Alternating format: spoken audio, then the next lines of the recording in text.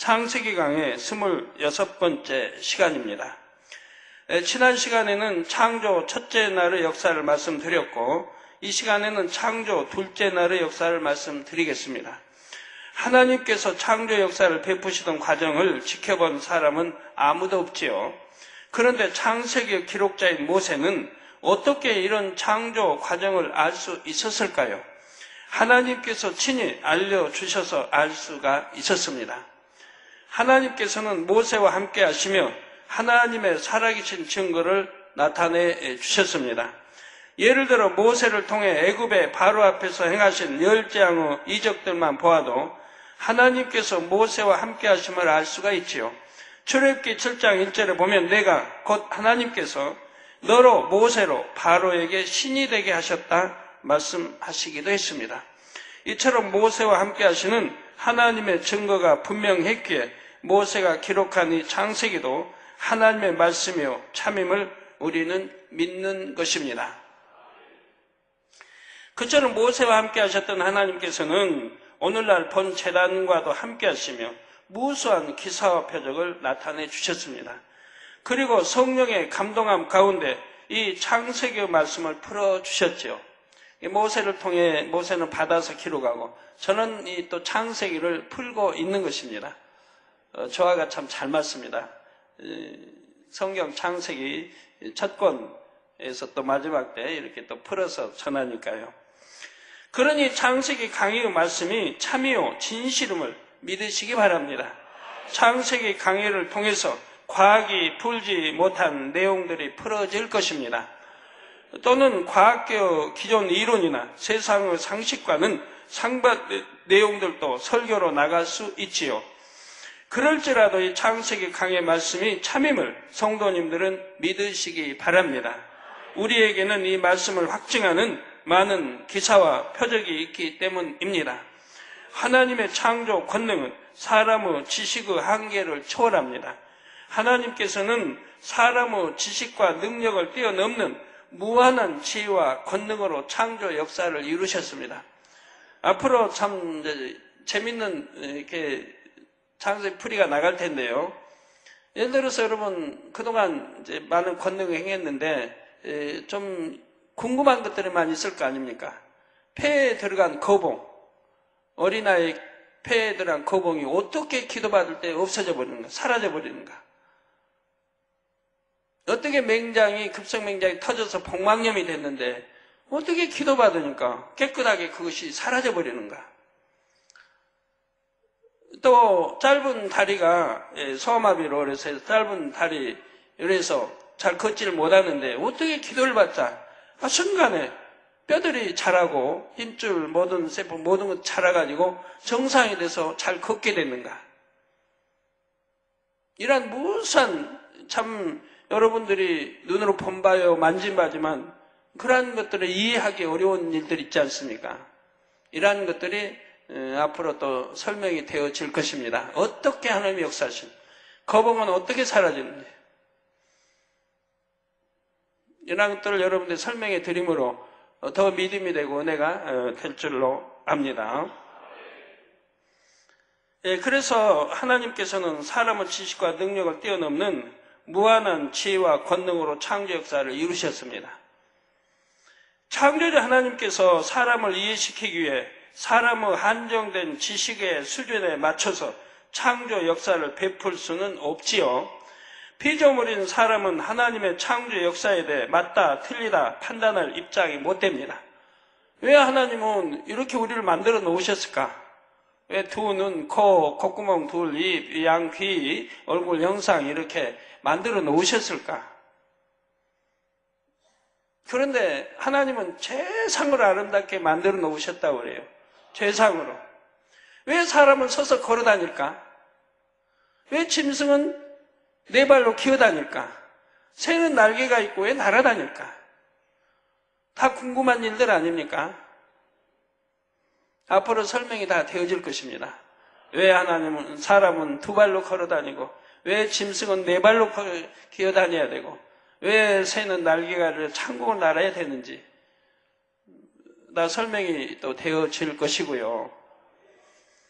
예. 그래서 사람은 하나님의 창조 역사에 대해 맞다 틀리다 판단할 입장이 못 됩니다. 다만 위대한 창조 역사를 완벽하게 이루신 창조주 하나님을 중심에서 경외해야 합니다. 사랑하는 성도 여러분, 이제부터 창조 둘째 날에 대해 말씀드리겠습니다.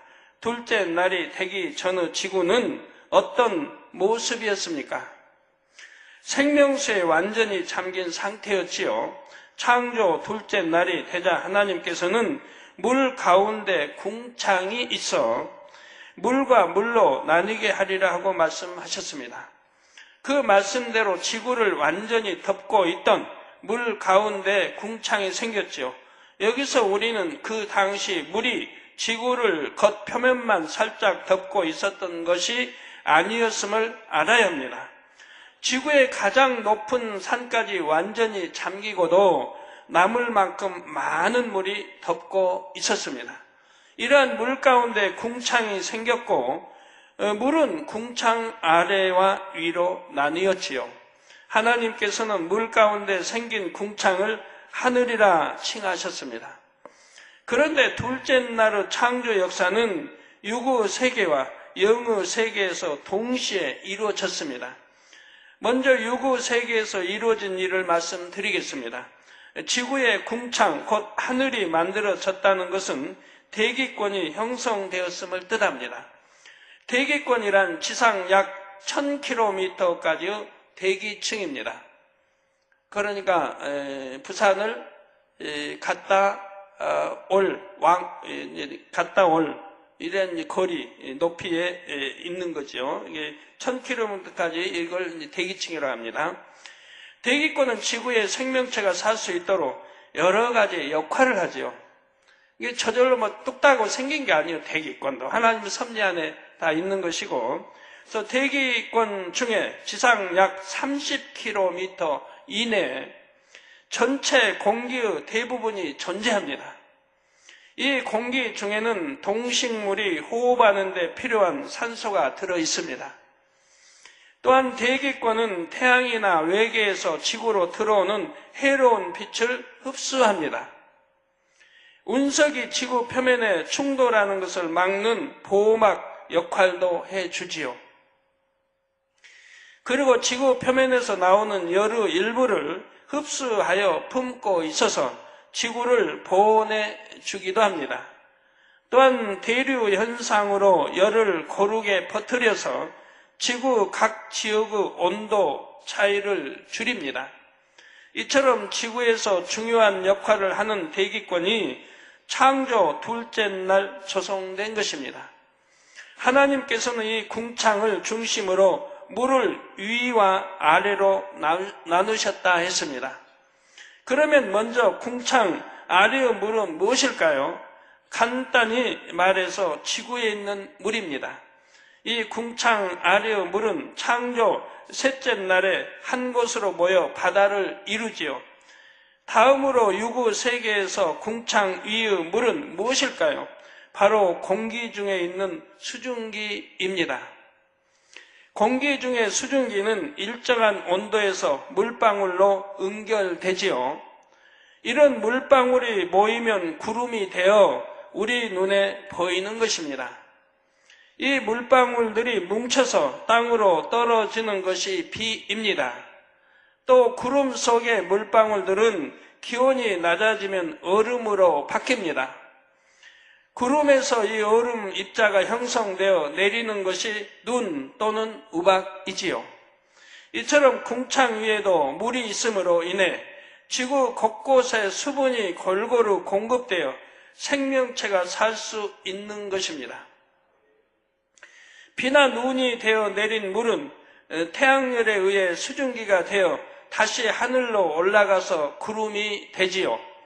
하나님께서는 물이 이처럼 일정 온도가 되면 기체나 액체나 고체로 변하게 하심으로 물의 순환이 이루어지게 하신 것입니다.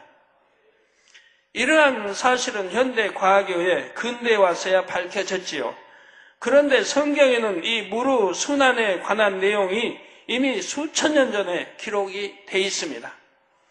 바로 욥기 36장 27절 28절에 보면 그가 물을 가늘게 이끌어 올리신즉, 벌써 수천 년 전에 성경에 이렇게 기록이 되어 있단 말이에요. 그가 물을 가늘게 이끌어 올리신즉 그것이 안개되어 비를 이루고 그것이 공중에서 내려 사람 위에 쏟아지느니라고 했습니다.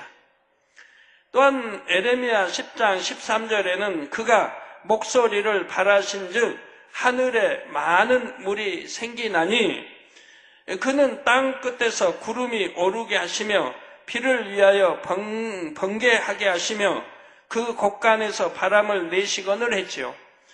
이 밖에도 욥기 26장 8절에는 물을 빽빽한 구름에 싸시나 그 밑의 구름이 찢어지지 아니하느니라 했고, 전도서 11장 3절 전반절에는 구름이 비가 가득하면 땅에 쏟아지며라고 한 것입니다.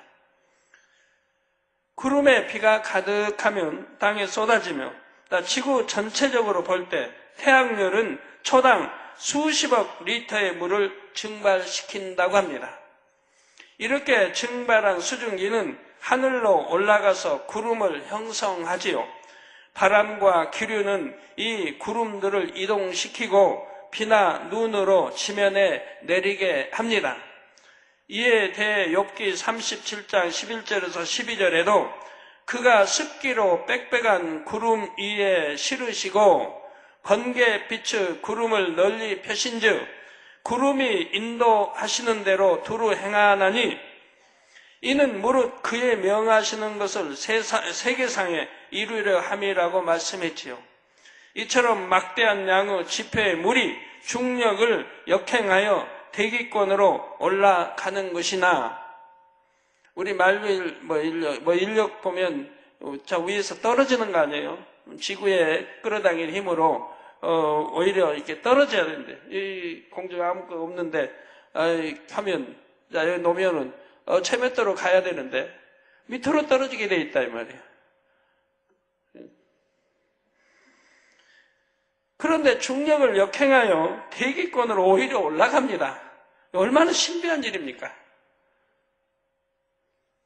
물이 필요한 지역으로 이동할 때까지 공기 중에 떠 있을 수 있는 것은 모두가 하나님의 놀라운 지혜입니다. 그런데 이런 물의 순환이 창조 둘째 날부터 바로 이루어진 것은 아닙니다. 아직 태양이 창조되지 않았기 때문입니다. 창조 넷째 날 해와 달이 만들어진 후에야 바닷물이 증발될 수 있게 되었지요. 태양열은 수면 온도를 높이고 달로 인해 민물과 썰물의 작용이 생기면서 바람이 일어나 증발을 덮지요. 이런 작용을 통해 구름도 생성되고 비도 내릴 수 있는 것입니다. 그러니까 달의 떠있는 위치, 높이도 더 높아도 안 되고 더 낮아도 안 되는 거예요. 하나님이 정확하게 측정해서 달을 놔두시고 이 달을 통해 밀물과 썰물이 일어나게 하셨다 이 말이에요. 바다가 잔잔하면 있으면 어떻게 되겠어요? 그래서 이 달의 힘으로 인해 민물, 썰물이 일어나고 거기에 바람이 일어나게 하시고, 여러분 이제 바닷가에 사는 사람도 알겠지만 이렇게 썰물 들어오는 게 썰물입니까? 민물? 민물이 들어올 때 보면 얼마나 시원해요. 바람까지 시원 동반에 나오죠. 잘 모르시면 저기 무안에 가서 한번 체험들 해봐요. 민물이 들어올 때는 바람까지 같이 싹 들어오는 거 볼 수 있으니까. 이렇게 바람을 일으킨다. 이런 달이 작용해서 민물 썰물이 일어나고 바람도 일으키고 습도 조절과 많은 것들을 한다 이 말이에요. 그래서 구름도 생성되고 비도 내릴 수 있는 것입니다. 비로 인해 물에도 호수와 강이 생길 수 있었고요. 비로 인해서 무태도 호수와 강이 생길 수 있었고요. 따라서 창조 둘째 날에는 궁창 위의 물과 궁창 아래의 물로 나뉘어지기는 했지만 궁창 아래의 물이 아직 바다나 호수나 강을 형성한 것은 아니었습니다. 여러분, 떠있는 구름도 얼마나 구름이 많아요. 맑은 하늘이야 그렇지만 구름으로 팩팩이 다 덮여있는데 비행기 타고 가보면요, 여기서 볼 때는 구름이 두께가 얼마 안 되는 것 같지만 이 구름의 두께가 큰 산보다, 여하튼 큰 산보다 두께가 더 두꺼워요. 그런 구름층들로 입혀져 있어요. 여기 볼 때는 그냥 구름인가 보다인데, 비행기 타고 나르면서 내려다보면 구름층들이 얼마나 두껍게, 큰 산보다 더 높이 두껍게 쌓여있는 걸 볼 수가 있습니다. 자, 사랑하는 성도 여러분, 둘째 날의 창조 역사로 인해 영의 세계 한 부분도 새롭게 조성이 되었습니다. 여기서 영의 세계란 둘째 하늘에 있는 영의 공간을 가리킵니다. 창세기 강의 두 번째 시간에 하늘들에 대해 설명해 드렸습니다. 하나님께서 소리를 머금은 빛의 형태로 온 우주에 퍼져 계시던 때에는 하늘이 하나였지요.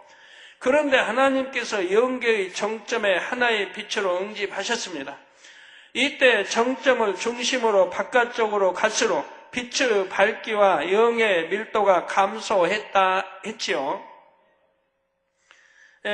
정점을 중심으로 바깥쪽으로 갈수록 빛의 밝기와 영의 밀도가 감소했다 이 말이에요. 반대로 정점으로 갈수록 더 진해졌겠죠. 그래서 원래 하나였던 근본의 우주는 빛의 밝기와 영의 밀도에 따라 4개의 서로 다른 우주가 되었습니다. 이 우주의 개념을 성경에서는 하늘이라 표현했지요. 따라서 4개의 우주란 4개의 하늘입니다. 이와 동시에 영계의 정점에 모아진 근본의 빛은 삼위일체 하나님으로 분리하셨습니다. 원래 하나였던 근본의 우주가 4개의 하늘들로 분리되던 그 당시에는 각 하늘들의 내용물은 채워지지 않았지요. 각각의 용도에 적합하게 공간만 나뉘었을 뿐 그 안의 내용물은 차후에 창조된 것입니다.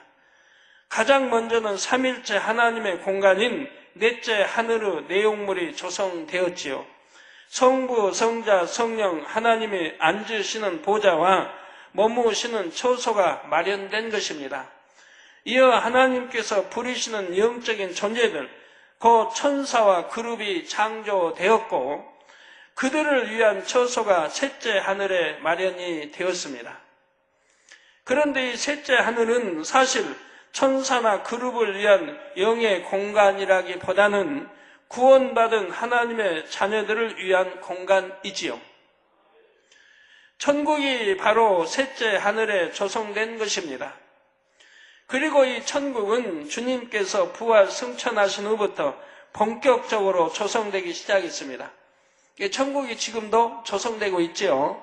여러분들이 이 땅에서 행한 만큼 하나님 앞에 영광 돌리고 충성하고 행한 만큼 그것이 상급으로 올라가요. 그것이 재료가 돼가지고 여러분의 집을 짓고 있는 거예요. 여러분 집이 또 보통 이런 데 있는 그런 집하고 다르게 어마어마하게 크잖아요. 새 예루살렘에 가는 분들은 집도 어마어마하게 크고 주어진 터도 어마어마하게 넓다 이 말이에요. 여기를 부지런히 충성해서 온 집에 충성해서 채워야 할 거 아니에요. 잔디도 꽃밭도 천사수도 또 동물들 또 여러 가지 이제 곤충도 있게 이제 새들 또 여러분이 원하시는 이 땅에서 참으로 원하고 좋아했던 것들 그런 것들이 다 이제 만들어집니다. 여러분 집마다 다 다르겠죠. 사람이 이 땅에서 좋아하는 게 다 다르니까 수영을 좋아하시는 분은 수영장이 있겠고 볼링을 좋아하면 볼링장이 있겠고 나 지금 볼링 좋아하는데요. 나 볼링장 있겠네요? 그거 아닙니다.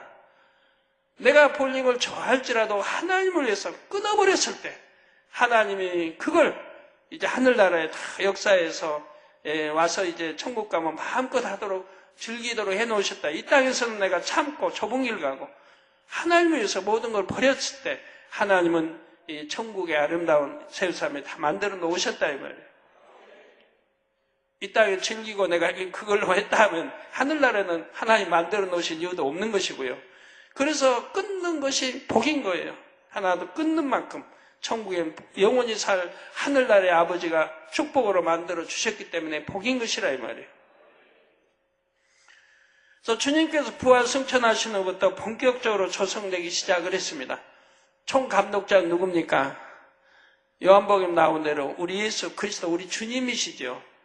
저번에 우리 권사님, 97세 권사님, 당회장님, 지금 천국 세월의 삶이요. 지금도 막 조성되고 있어요. 만들어지고 있어요. 네, 그렇습니다. 여러분이 앞으로 들어갈 집들을 지금 만들고 계시는 거예요. 이처럼 셋째 하늘이라는 영의 공간이 생긴 시점과 천국이 조성된 시점은 다릅니다. 첫째, 둘째 하늘도 마찬가지입니다.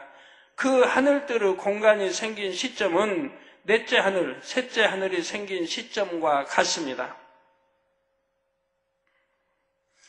그런데 그 당시에는 아직 내용물은 없는 빈 공간과 같은 상태로 존재했지요. 하나님의 천지 창조 역사를 통해 비로소 둘째 하늘과 첫째 하늘에 내용물이 하나씩 채워진 것입니다. 첫째 하늘의 중요한 내용물들은 인간 경작의 무대가 되는 지구와 지구에 영향을 주는 해, 달, 별들이지요. 이런 것들은 지구 창조와 6일 창조의 시간 동안 순차적으로 채워집니다. 그러면 둘째 하늘이라는 영의 공간의 내용물들은 언제 어떻게 조성된 것일까요? 바로 이 창조 둘째 날에 조성이 되었습니다.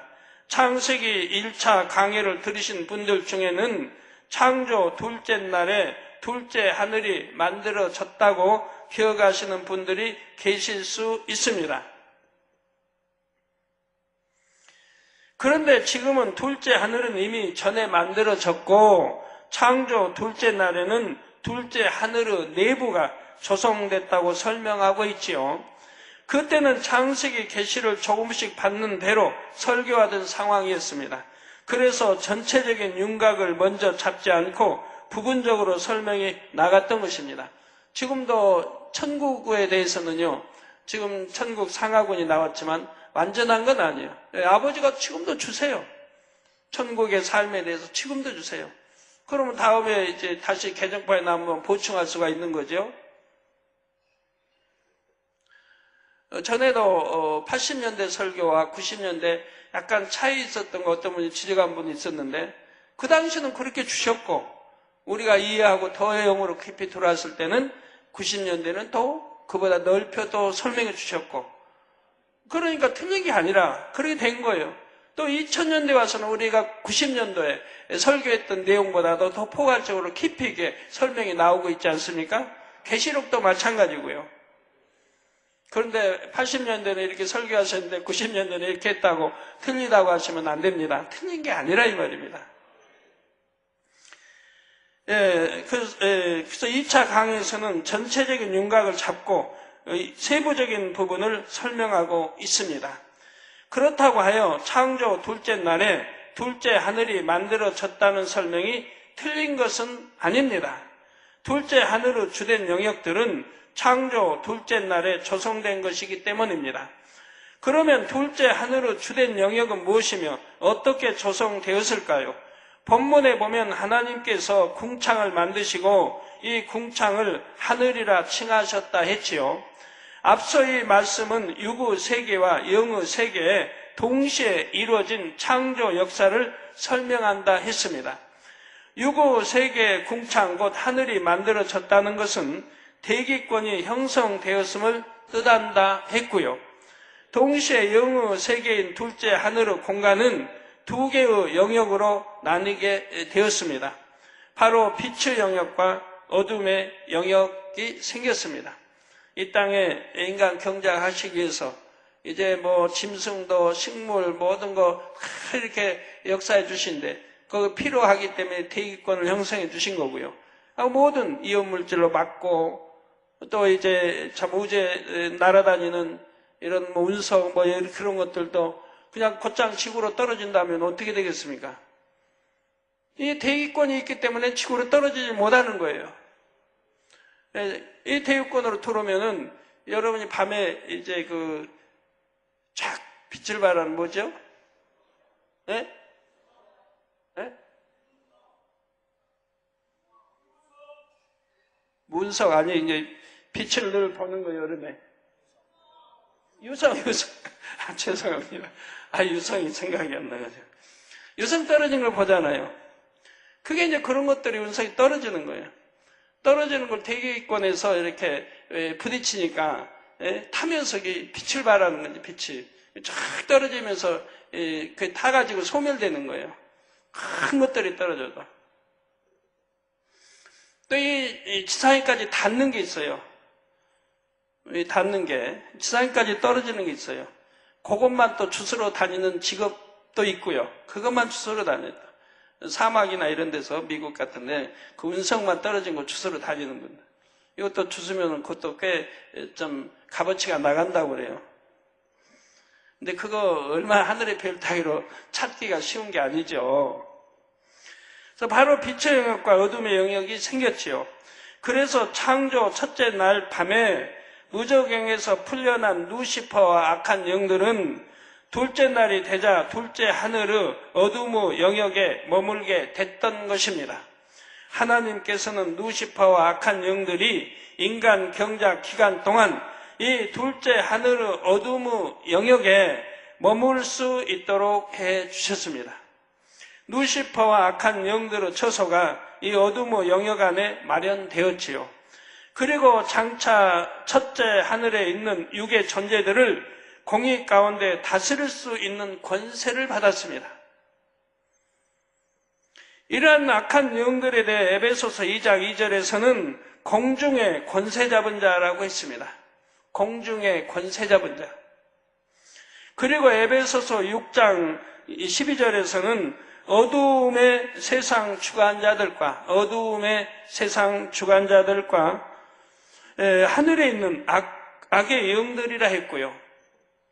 바로 여기에서 나온 공중과 악의 영들이 있는 하늘은 같은 공간으로서 바로 둘째 하늘에 있는 어둠의 영역입니다. 이처럼 성경 곳곳에는 악한 영들이 머무는 공간이 별도로 있음을 알려주는 말씀들이 있습니다. 그러면 둘째 하늘에 있는 빛의 영역에는 어떤 공간이 있을까요? 인간 경작의 열매인 구원받은 영혼들이 장차 주님과 7년 혼인잔치를 하는 장소가 이 둘째 하늘의 빛의 영역에 조성이 됩니다. 왜? 셋째 하늘 아직 천국에는 아직 갈 때가 아니니까요. 그리고 올라가서 7년 혼인잔치하고 또 다시 내려와야죠. 있다고 다시 내려와야죠. 7년이 끝나면. 천년 왕국이 이루어지죠. 그리고 대심판이 있고요.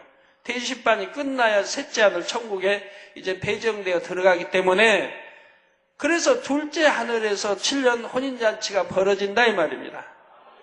이해되십니까?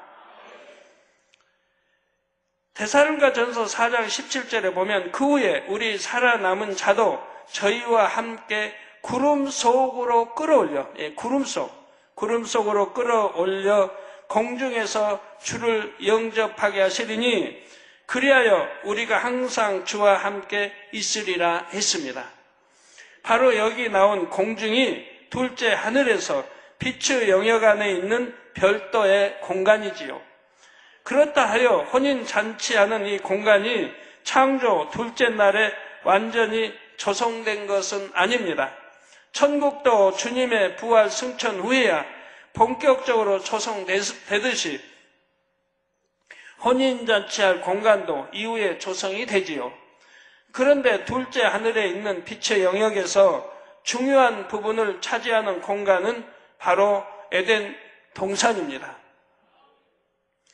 하나님을 믿는 사람들도 대부분은 에덴 동산이 지구에 있었던 것으로 알지요.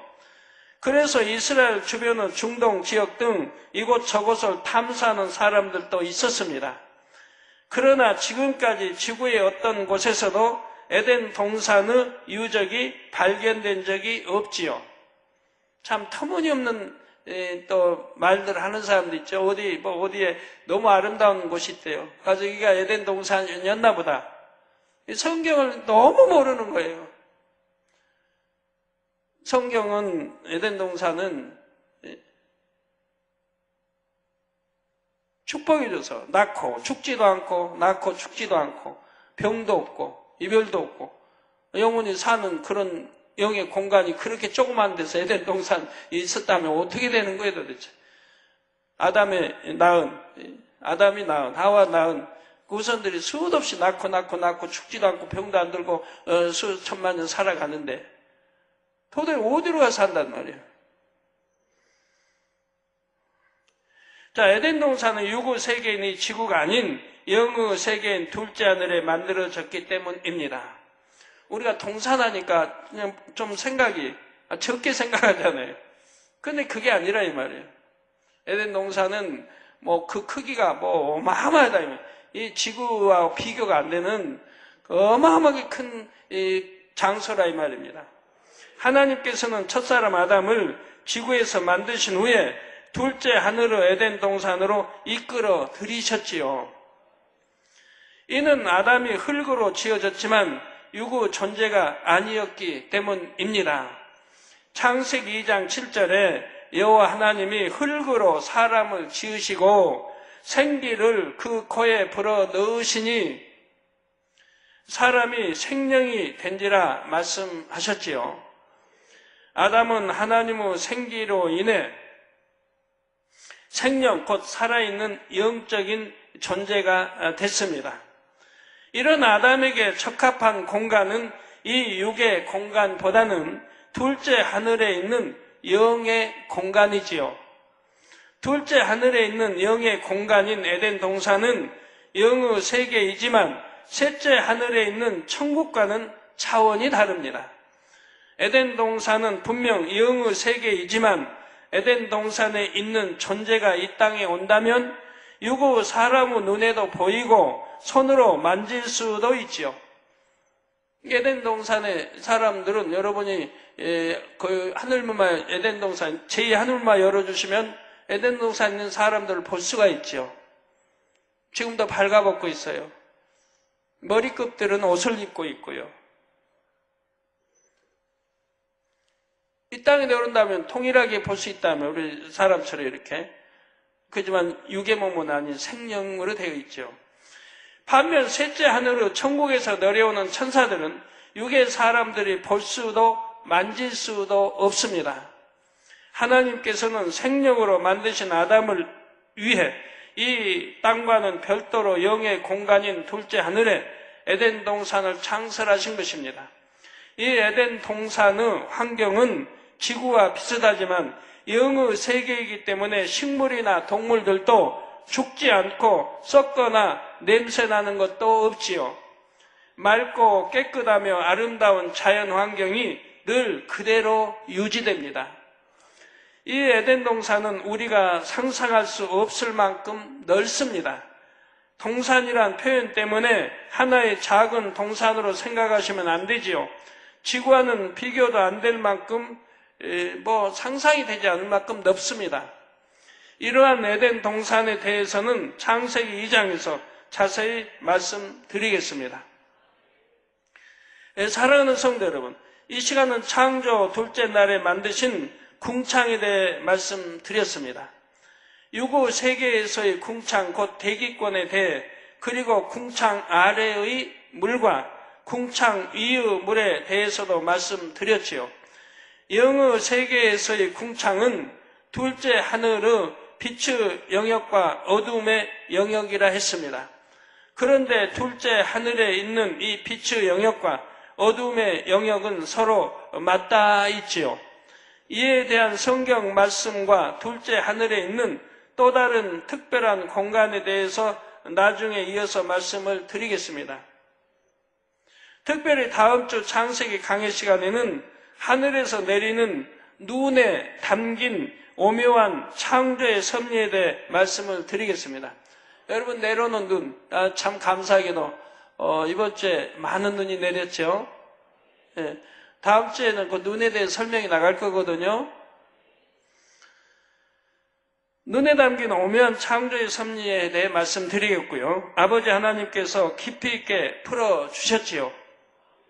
그래서 이번 주에는 참 매주 전 산에서 수지 많습니다만 이번 주에 눈에 대해 아버지 창조 역사 어떻게 왜 설명해 주셨고 그리고 거봉이 들어가면 어떻게 기도받으니 사라지는지, 또 짧은 다리가 어떻게 길어져서 정상으로 걷게 되는지, 태화돼 버린 것들이 어떻게 하나님 역사에서 정상으로 만들어 주시는지, 또 그래서 맹장이 터져 복망이 됐어도 하나님이 어떻게 역사를 해서 깨끗하게 청소를 해버리시는지, 그 외에도 이제 많은 것들이 있죠. 이러한 것들이 또 이번 주에 다 하나님 주신 것들이에요. 눈에 대한 거, 기타, 왜 이런 모양으로 하나님이 만드셨는지, 사람을. 하나님은 최상으로 아름답게 만드신 거예요.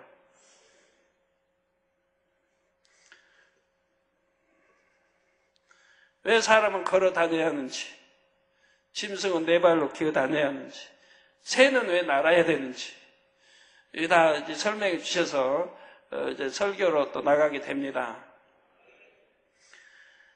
잠언서 3장 19절에서 20절에 보면 여호와께서는 지혜로 땅을 세우셨으며 명철로 하늘을 굳게 펴셨고 그 지식으로 해양이 갈라지게 하셨으며 공중에서 이슬이 내리게 하셨느니라 했지요.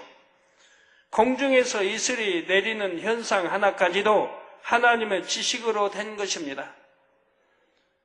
가늘게 또 이끌어 올리시는 거, 오히려 또 비가 내려오는데, 눈도 오박도 내려오는데, 위에서 밑으로 내려오는데 어떻게 이건 또 가늘게 해서 또 이끌어 올리시는지. 여러분은 풀잎에 맺힌 이슬방울 하나에서도 하나님의 능력과 신성 그리고 섬세한 사랑을 느낄 수 있기를 바랍니다. 필요한 물을 충분히 공급받는 사람들은 물의 소중함을 잘 느끼지 못합니다. 반면 사막과 같은 곳에서는 물의 소중함을 절실히 느낄 수 있지요. 그런데 하나님께서는 이런 사막에서도 생명체가 살 수 있도록 최소한의 처방을 해 주셨습니다. 그것이 바로 아침 이슬입니다. 사막에서 그리 무덥고 물방울 한 방울도 없고 그거 어떻게 살아요, 생명체. 그래도 살아가게 하나님의 역사에 주셨단 말이에요. 그것이 바로 아침 이슬이라 이 말입니다. 물론 사막에서도 오아시스가 있는 곳은 동식물이 살 수 있지요. 그런데 오아시스가 없는 사막 지역에서도 생명체가 살 수 있는 것은 바로 이 아침 이슬 때문입니다. 예를 들어 아프리카 남서부의 나미부 사막에서 딱정벌레가 사는 법은 다음과 같습니다. 사막은 일교차가 심하지요. 밤이 되면 공기가 냉각되어 낮 동안에 뜨거워진 공기와 섞여 아침 이슬을 만들어냅니다. 이것도 다 사막에 있는 또 이러한 생물들이 살아갈 수 있도록 하나님이 이렇게 역사해 주셨다 이 말이에요. 일기차가 해만 치면 순식간에 기온이 내려가 가지고 이렇게 또 이슬을 만들 수 있도록 하나님이 역사해 놓으셨지요. 딱정벌레는 해가 뜨기 전 모래 밖으로 나와 경사면에서 얼굴을 아래로 향한 채 엎드립니다. 딱정벌레의 차가운 등에 닿은 안개는 이슬이 되어 등을 타고 내려와 입에 도달하지요.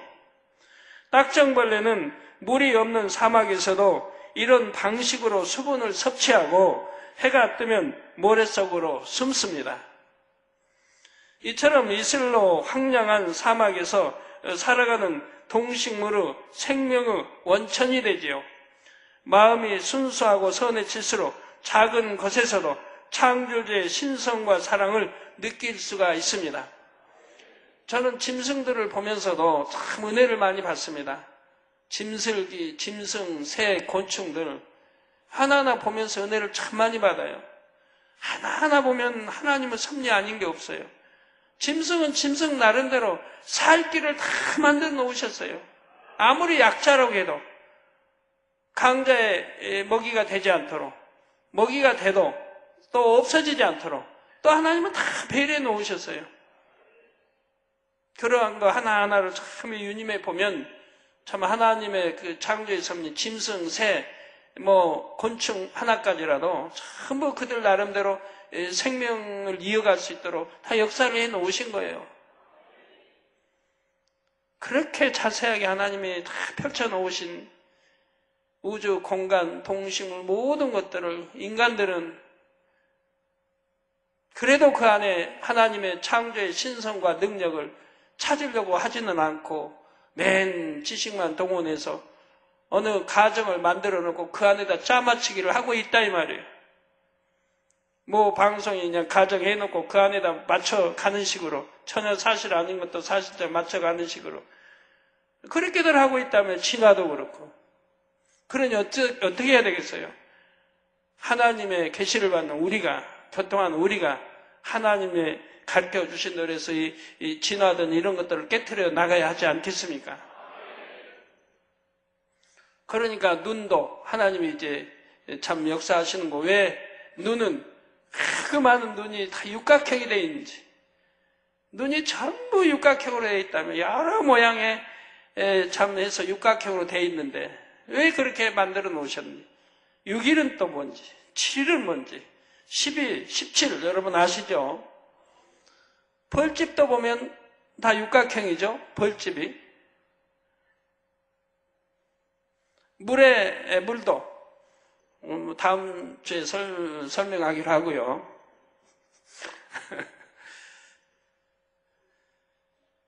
그런데 여러분들은 깊고 오묘한 하나님의 창조 섭리에 대해 자세히 풀어진 말씀을 듣고 계시죠.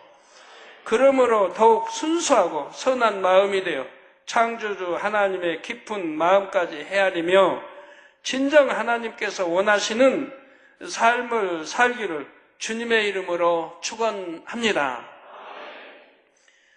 말씀 참고하시면서 통성으로 다 같이 기도하시겠습니다. 할렐루야. 주님, 은혜와 사랑에 감사를 드립니다. 오늘도 들은 말씀이 믿음이 되고 생명이 되게 축복해 주시기를 원합니다. 아버지, 오늘 둘째 날에 대해서 증거했습니다. 육의 세계에 만들어진 궁창에 대해서 대기권에 대해 설명했고, 궁창 아래음을 장차 바다오서 강을 이루는 물의 근원이 됐고, 궁창 이음을 대기권의 수증기, 또 물의 순환에 관한 것들을 말씀드렸고, 영의 세계에 만들어진 궁창의 새 공간, 둘째 또 하늘이 생긴 시점과 둘째 하늘 안에 궁창이 생긴 시점, 또 아버지 둘째 하늘에 어둠의 영역이 조성되고 또 둘째 하늘에 빛의 영역이 조성되어 7년 혼인잔치하는 공간, 공중, 에덴 동산 생명의 존재인 아담을 위해 사막 아침 이슬에서 느끼는 하나님의 능력과 신성, 그리고 사랑에 대해서 말씀을 증거했습니다.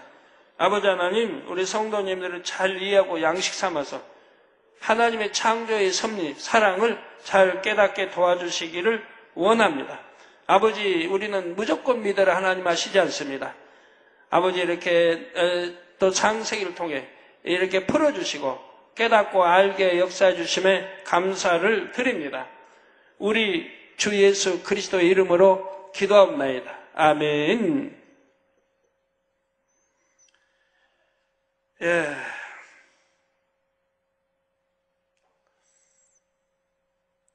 앞으로는 참 사람들이 헐거 하나님이 권능을 치료받는 거 보아도 들어도 이게 이론으로 지식으로 이해가 안 되니까 또 믿음을 못 갖는 분들도 있더라고요.